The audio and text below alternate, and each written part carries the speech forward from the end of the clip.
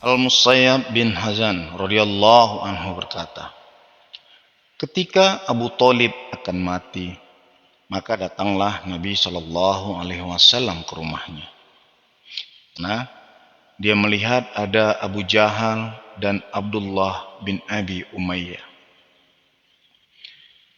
Lalu Nabi Muhammad Shallallahu Alaihi Wasallam berkata kepada Abu Thalib, "Ya Ammi, katakanlah La ilaha illallah, suatu kalimat yang mana aku akan menjadi saksi untukmu di sisi Allah."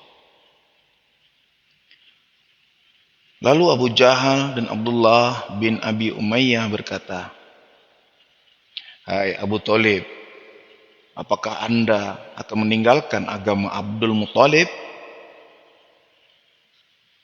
Kemudian Nabi Shallallahu Alaihi Wasallam mengulangi permintaannya kepada Abu Thalib. Tetapi kedua orang itu kembali mempengaruhinya. Hingga akhirnya Abu Thalib berkata, "Aku akan tetap pada agama Abdul Muthalib. Dan aku menolak kalimat La ilaha illallah." Lalu Nabi Shallallahu Alaihi Wasallam bersabda, "Demi Allah, saya akan tetap membacakan istighfar untukmu selama aku tidak dilarang untuk itu." Maka kemudian Allah menurunkan ayat 113 surah At-Taubah. Tiadalah sepatutnya bagi Nabi dan orang-orang yang beriman untuk memintakan ampun kepada Allah bagi orang-orang musyrik, meskipun mereka kerabat yang dekat.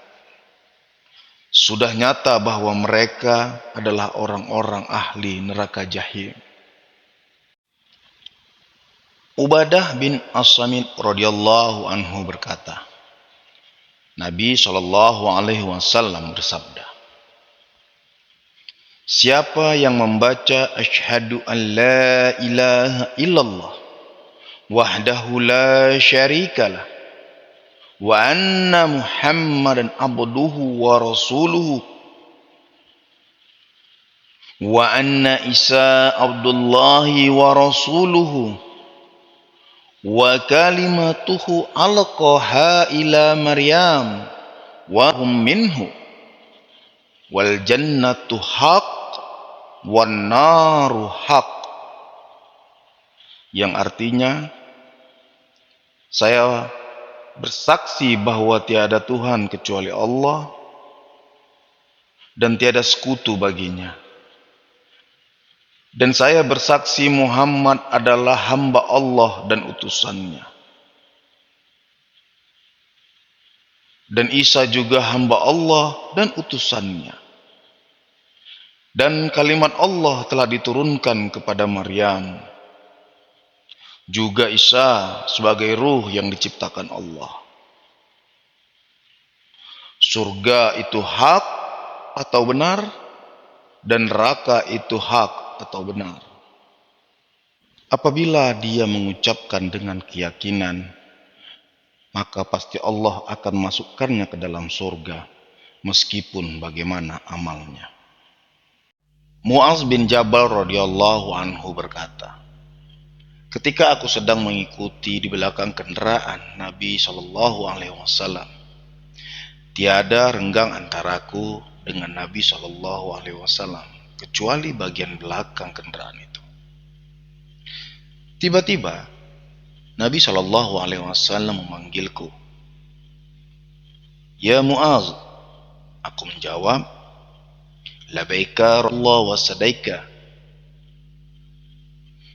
Kemudian terus berjalan sejenak.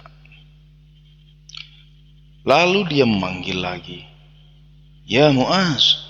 Aku menjawab, "Labaika Rasulullah wa sa'daika." Kemudian terus berjalan, lalu memanggil lagi, "Ya Mu'az." Jawabku, "Labbaika Rasulullah wa sa'daika." Lalu beliau bersabda, "Tahukah Anda apakah hak Allah yang diwajibkan atas hambanya? Aku menjawab, Allah dan Rasulullah yang lebih mengetahui. Maka Rasulullah Shallallahu Alaihi Wasallam bersabda, hak Allah yang diwajibkan atas hambanya supaya mereka menyembah kepadanya dan tidak mempersekutukan Allah dengan suatu apapun. Kemudian beliau meneruskan perjalanan. Tak lama beliau bertanya, ya Mu'az bin Jabal. Aku menjawab, labaika Rasulullah wa sa'daika. Beliau bertanya kepadaku, tahukah Anda apakah hak hamba jika mereka telah melaksanakan kewajiban itu? Aku menjawab, Allah dan Rasulullah yang lebih mengetahuinya. Maka beliau pun bersabda, hak hamba atas Allah bahwa Allah tidak akan menyiksa mereka. Mu'az bin Jabal radhiyallahu anhu berkata, ketika aku di belakang Rasulullah sallallahu alaihi wasallam di atas himar yang bernama Ufair, tiba-tiba Nabi sallallahu alaihi wasallam bertanya, ya Mu'az, tahukah Anda apakah hak Allah yang diwajibkan atas hambanya? Dan apakah hak hamba atas Allah?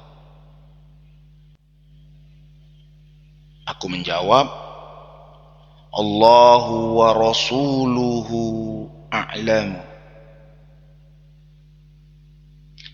Kemudian beliau bersabda, hak Allah yang diwajibkan atas hambanya supaya mereka menyembah Allah dan tidak mempersekutukannya dengan suatu apapun. Dan hak hamba atas Allah tidak akan menyiksanya siapa yang tidak mempersekutukan Allah dengan suatu apapun. Lalu aku bertanya, ya Rasulullah, bolehkah aku sampaikan kabar gembira ini pada semua orang supaya mereka gembira? Rasulullah menjawab, jangan beritakan dahulu supaya tidak sembrono. Anas bin Malik radhiyallahu anhu berkata, ketika Nabi Shallallahu alaihi wasallam membonceng Mu'az bin Jabal di atas kendaraannya,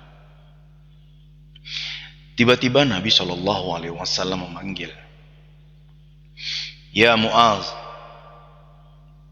Dia menjawab, labaika ya Rasulullah wa sa'daika.